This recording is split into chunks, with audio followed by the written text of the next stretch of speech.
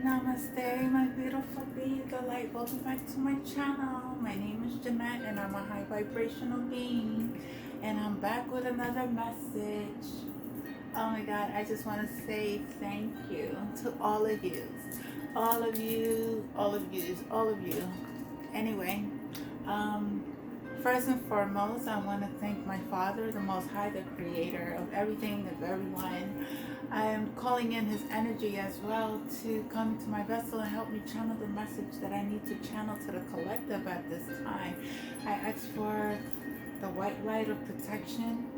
I also called in my archangels, north, east, and west, and south, my ascended masters, my galactic family, my deities, my my spirit guides, my fairies, my spirit animals, my, oh my God, my deities, my ancient ancestors, all of my ancestors of all cultures. I love you all. My Egyptian ancestors, I love you. Same as it is above, so is below. I have all of my ancestors above, and I have them below as well. And I'm very thankful, and I'm very, very, very grateful for this beautiful journey that I'm going on. Am I tired? Well, yeah, because it's like these gang stalkers just don't stop. But what I have been seeing is that gang stalkers are from Massachusetts. Is very, very high volume of stalkers from Massachusetts. I've seen Rhode Island. I've seen Connecticut. I've seen gang stalkers even on phones. I have a driver who is on their phone while driving a car in traffic. Gang stalking. As I was on a bus. Okay, and I also am aware that Colorado is also a state that follows gang, they gang stalk me. A lot from Washington, D.C. I get Georgia, oh my God, Georgia. And I just have to say that there was a being on Friday that I came in contact with, and he was from Georgia. He didn't have to tell me who he was from, and I know he was connected to the groups of rappers, or very connected to these Illuminati people. Okay, I saw a very dark energy around him, and spirit is always, I tell people what I see in them. Even it's just guided to, okay? And this being was like, I was telling him, you're in a very dark place, you are not of the light, and to do his healing, he has a chance.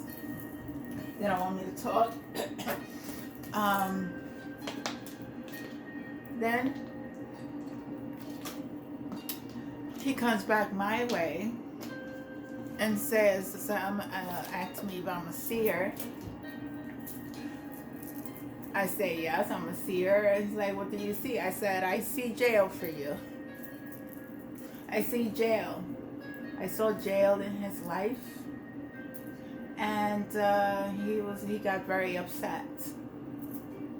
But when you are working against God, and you're not doing right, and you are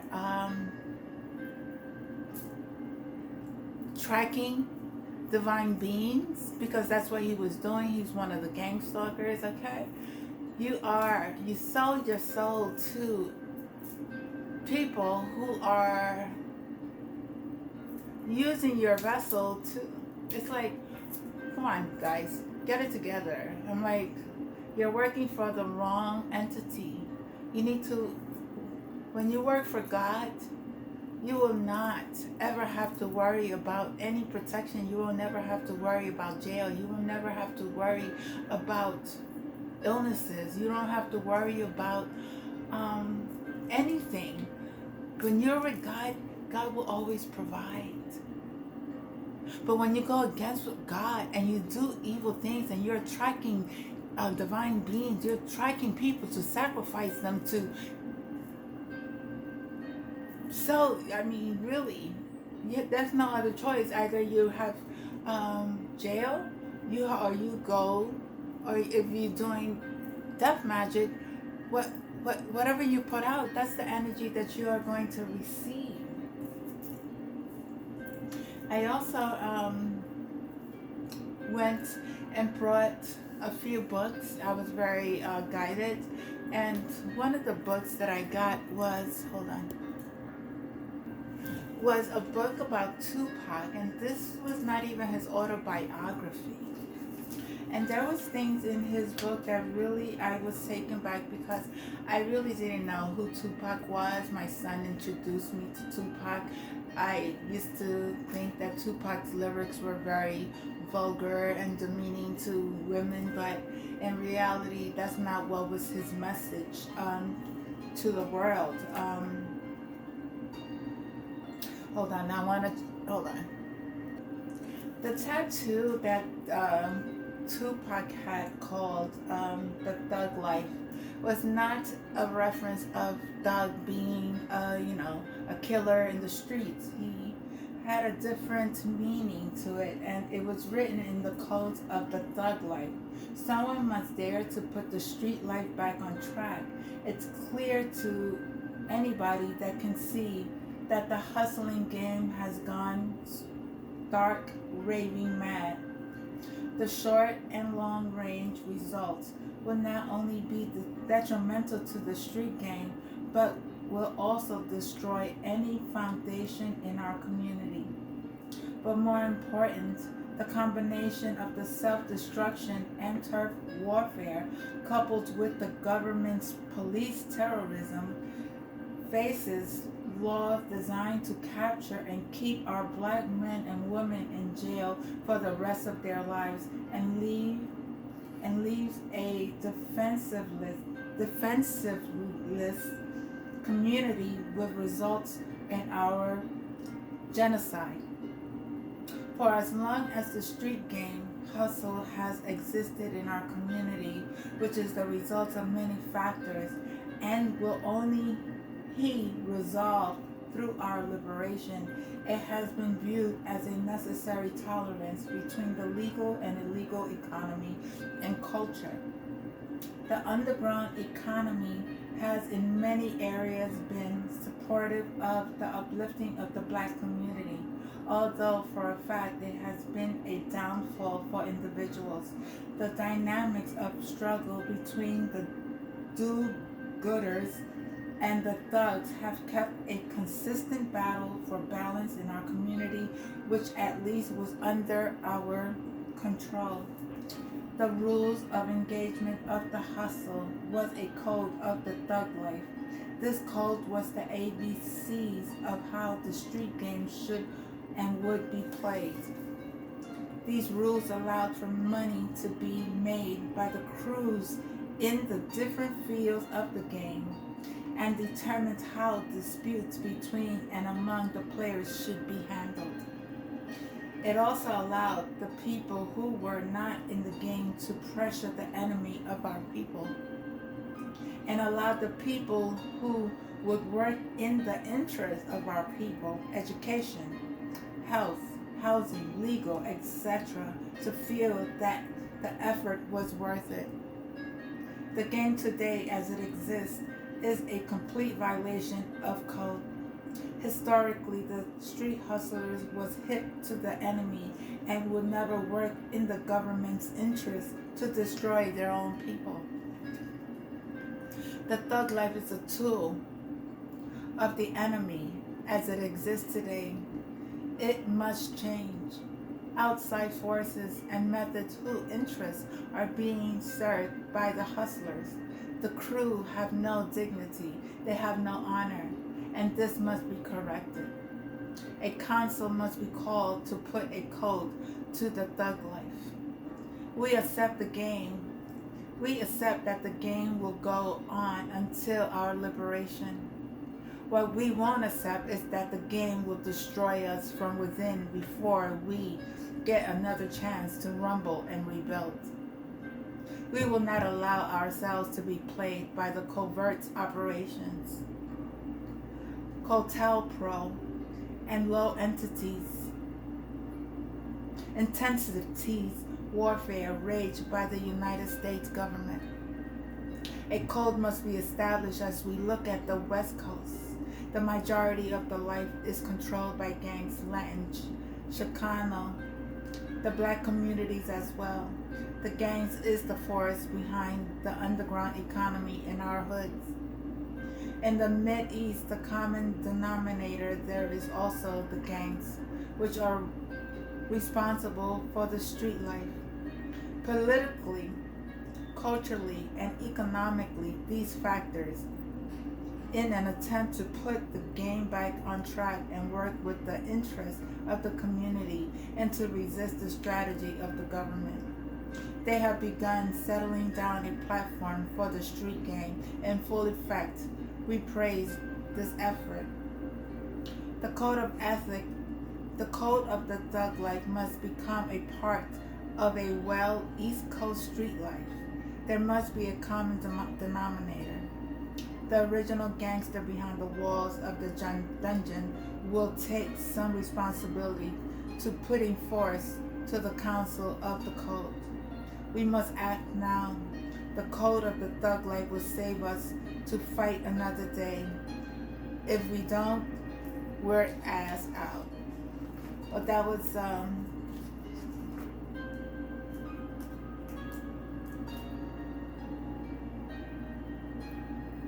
Tupac's message. But he also said there was no spot for Tupac. It was like there was somebody like me before and I moved into the spot so I can ask him how he did it. There was no spot here. Nobody wanted to be the person the thugs and the streets could rally around. Nobody wanted that. So when I was that, I couldn't handle it. I will handle it, but not the right way. But not right away. I'm 22. I was having concerts. They were sold out. White boys, Mexicans, blacks, and they would do whatever I said. I could tell that those people in the audience turned around in a circle, and they would do it. I was having love, undeniable love, and I was scared. I was scared that I would come to a town and I would have the leader of the gang there telling me what do you need? Of course, I had problems. I was making mistakes and nobody would make. I was making mistakes that anybody would make when you have 14,000 people already to do whatever you want. When you have people all over the country waiting to hear what you want to do. I got people in the penitentiary, big time OG criminals, who are calling me, telling me they want me to lead their movement. I mean, I'm going to have a problem. I'm going to have a small identity crisis here. I was from a single mother with no father, no male figure. Now I have every man in America who wants to take an order from me. You know what I'm saying? Who wants to know what I want to do? Or what's my plan for young black males? And what makes me scared? But that makes me want to rise to the occasion. Makes me want to give my whole life to them. And I'll give my whole life to this plan I have for the thug life. When I say thug, I mean not a criminal. Someone who beats you over the head. I mean the underdog. You could have two people. One person has everything he needs to succeed, and one person has nothing. If the person who has nothing succeeds, he's a thug. Because he overcame all the obstacles. Don't ask me why, but it doesn't have anything to do with the dictionary version of thug. Sorry. This is by Tupac. When my heart beats, it screams thug life. To me, thug life is pride. You know what I'm saying? Not someone who goes against the law. Not being someone that takes, but being someone that has nothing. And even though there is no home for me to go to, my head is up high. My chest is out. I walk tall. I walk loud. I don't stutter. I am being strong. I'm being strong. I don't understand why America doesn't understand the thug life. America's thug life. What makes me saying I don't give a F different than Patrick Henry saying give me liberty or give me death? What makes my freedom last worth fighting for than Bosnians or whoever they want to fight for this year? A young black male out there identified with thug life because I am not trying to clean them up. I am, but I am not saying come to me clean. I'm saying come as you are. Everybody come as you are, and they feel my genuine love for the street elements. I love that. You know what I am saying? I take the good and the bad. We have to work through it. But if we can't together, if we're not unified,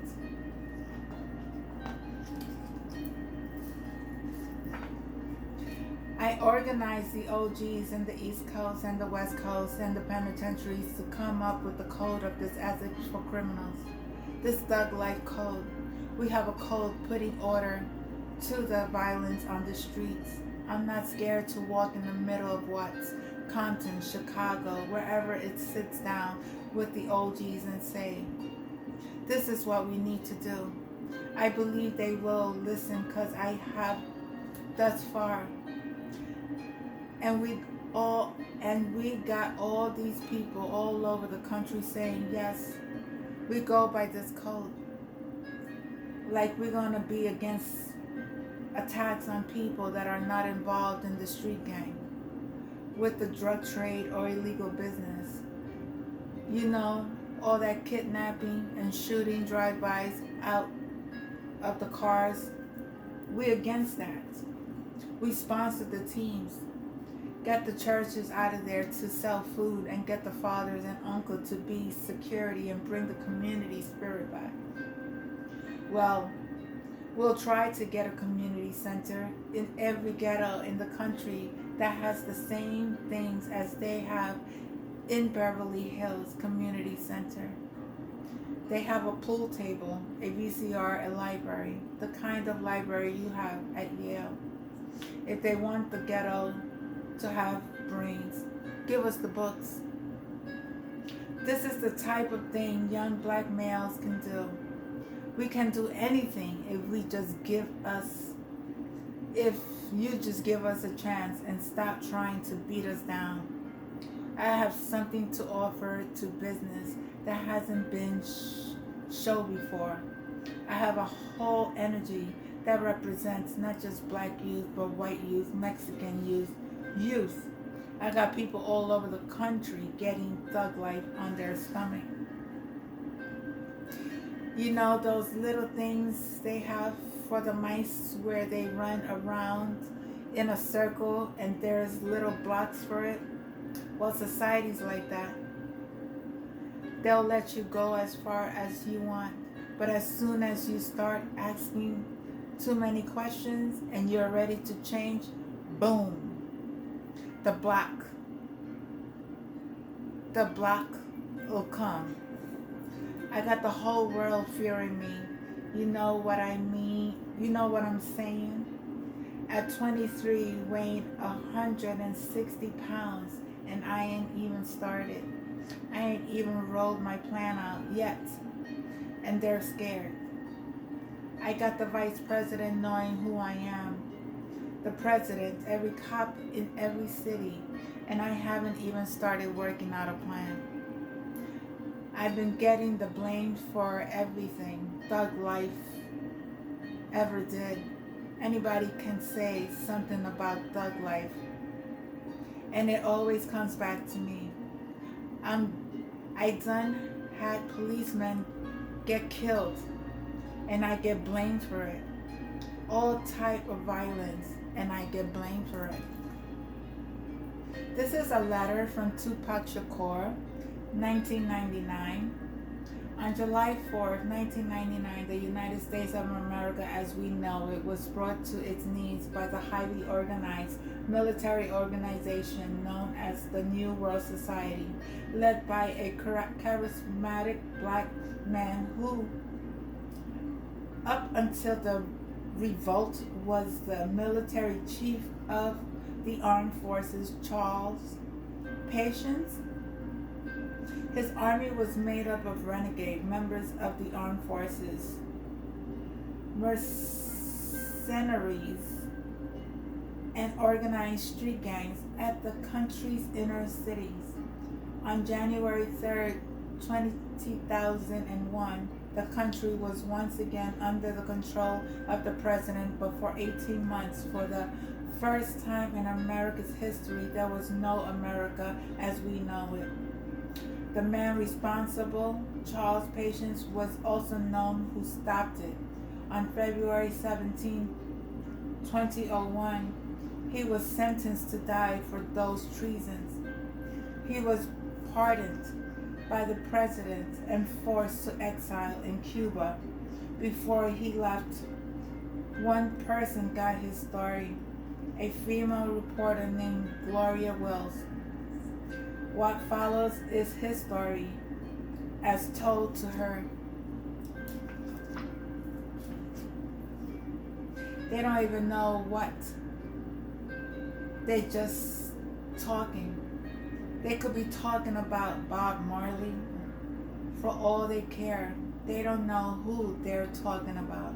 They don't know who cares. They're hurting, or lives they're changing.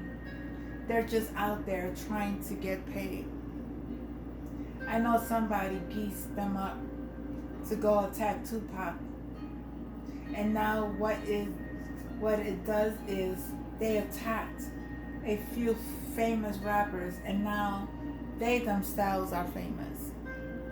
I have not brought violence to you or thug life to America. Why am I being persecuted? When did I ever say I was a gangster rapper? Is Frank Sinatra a gangster singer? Is Steven Seagal a gangster actor? What is that? That's such a limited term. Marlon Brando is not a gangster actor. He's an actor. Axl Rose and them are not gangster rock and rollers. They're rock and rollers. So, I'm a rapper. This is what I do. I'm an artist. And I rap about the oppressed, taking back their place. I rap about fighting back. To me, my lyrics and my verses are about struggling and overcoming, you know? Not gangsters. I do not rap about sitting up eating shrimps and S-H-I-T. I rap about fighting back. I make it uncomfortable by putting details to it. It might not have been politically correct, but I've reached somebody. They're relating to me. They relate to the brutal honesty in the rap. And why shouldn't they be angry? And why shouldn't my raps that I am rapping to my community be filled with rage? They should be filled with some atrocities that they gave to me. You have to be logical. If I know that in this hotel room they have food every day and I'm knocking on the door every day to eat, and they put the door and let me see the party, see like them throwing salami all over, just like throwing food around, then they're telling me there's no food in there. You know what I'm saying?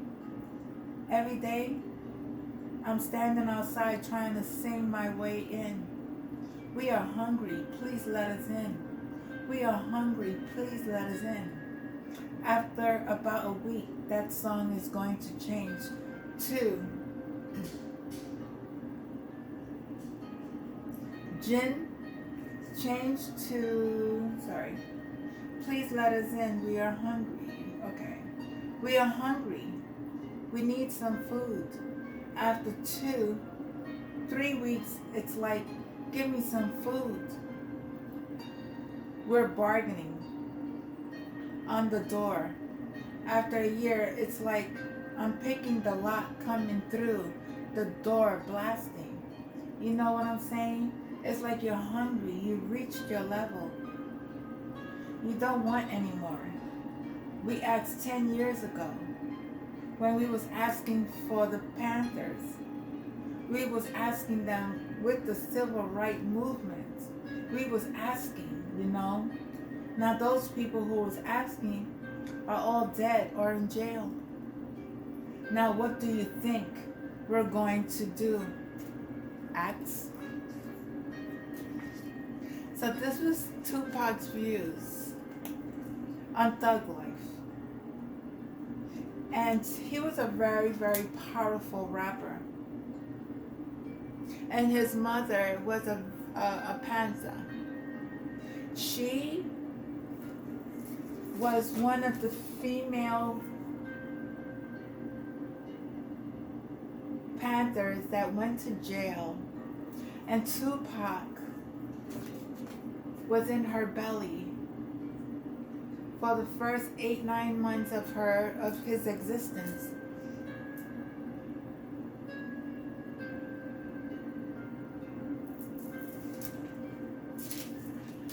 Tupac didn't have it easy.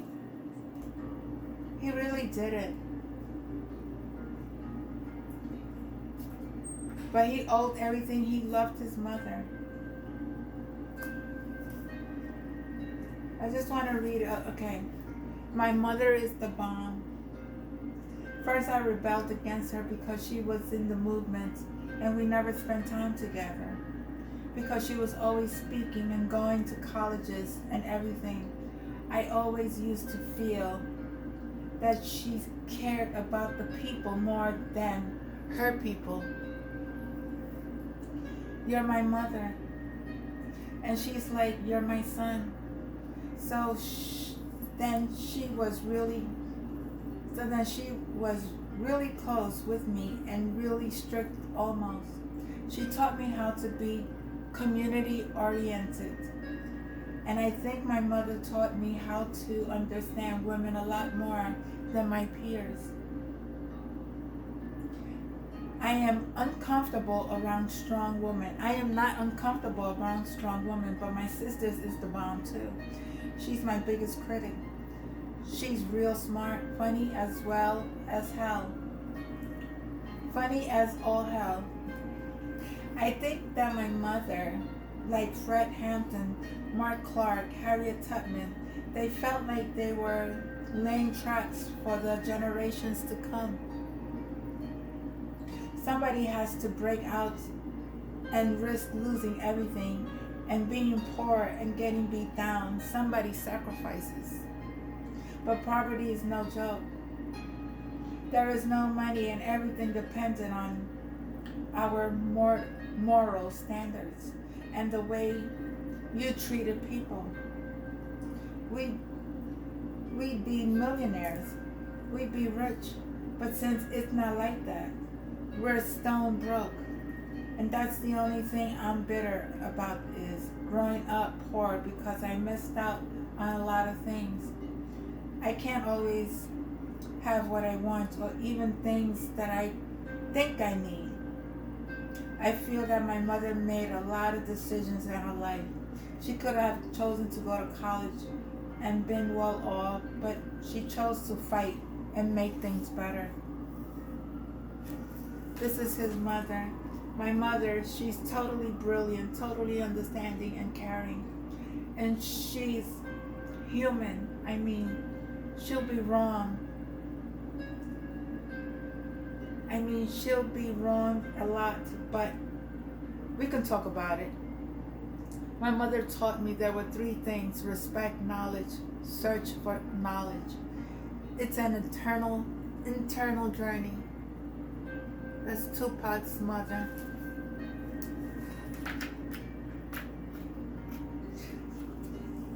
She always tells me that the payoff to her is that me and my sister grew up good and we have good minds, but we just didn't have money. Poverty. If I hated anything, it'd be that. This is Tupac when he was a little boy. Family albums, pictures. It's a lot of love. A lot of love. My father was a Panther. I never knew where my father was or who my father was for sure. The times I came up, it was the late 60s. They were still having free love. They was just hitting what they was hitting. My mother wasn't married, and she got pregnant and had me, and I didn't have a father. My stepfather was a gangster, a straight up street hustler. He loved the fact that the Panthers would go to jail and wouldn't snitch. He didn't even care my mom had a kid. He was like, oh, that's my son. Took care of me, gave me money, but he was like a criminal too. He was a drug dealer out there doing his thing. He only came, brought me money, and then left. I hate saying this because white people love hearing black people talking about this, but I know for a fact that had I had a father, I'd have some discipline. I'd have more confidence. My mother cannot calm you down the way a man can. Your mother can't reassure you the way a man can. My mother couldn't show me where my manhood was.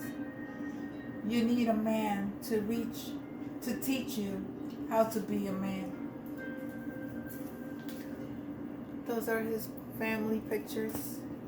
I'm gonna cut it. Okay.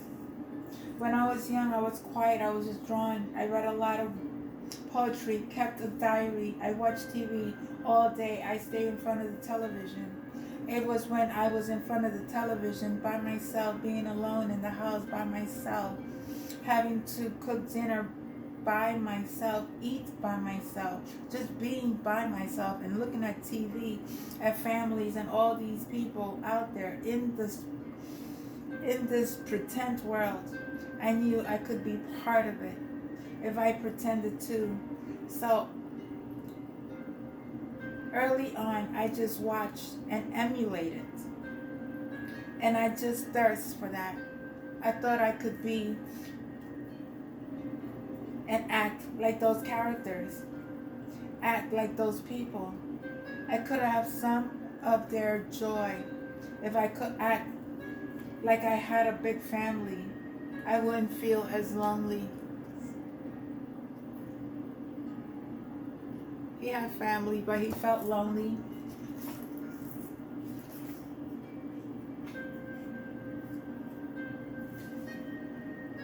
This was one of Tupac's, I guess it was, I don't know, a poem? A river that flows forever for mother. As long as some suffer, the river flows forever. As long as there is pain, the river flows forever. As strong as a simple smile can be, the river will flow forever. As long as you are with me, we'll ride the river together. That's a beautiful poem by Tupac Shakur to his mother. And this book was done by his mother. And I wanted to dedicate this. I don't ever have time to read this, but I'm going to try. My mother was a Black Panther, and she was really involved in the movement. Just like black people bettering themselves and things like that, she was in a high position in the party, which was unheard of because there was sexism even in the Panthers. All my roots to the struggle are real deep. My stepfather at the time, Matulu Shakur, he was also a well-known revolutionary. And then my godfather, Geronimo Bratt, he had a top official rank position in the Panthers on the West Coast. There was racism. So when the Panthers hit, the government panicked, and they felt like the Panthers were detrimental to American society. So they raided every Panthers house, especially the ones who they felt like they could damage as an orator. My mother was 7 months pregnant. They put a march to the door and said, "Fire, fire." A match to the door and said, "Fire, fire." And you know, it's like 5 in the morning. So my mother opened the door and just burst in, put a shotgun to her pregnant belly, and put a shotgun to her head and said, "Don't move. Blah, blah, blah. You're under arrest." They treated them like less than humans. My mother was pregnant with me while she was in prison. She was her own attorney, never been to law school. She was facing 300 some odd years. One black woman, pregnant, beat the case. That just goes to show you the strength of a black woman and the strength of the oppressed. A month after she got out of prison, she gave birth to me. So I was cultivated in prison. My embryo was in prison. Very powerful book, I must say. Very powerful book. I encourage people to, they want to. It's called the national bestseller, Tupac. And this was a lot of, I mean, his story. I will probably read some of his convictions and things that his trials, what he went through, you know, but he's my spirit guide, and he was killed, sacrificed, and his story will live forever. And I'm very thankful for my son even introducing Tupac into my life. And there's a reason why Tupac is into my life. It's because I don't like injustice. Namaste.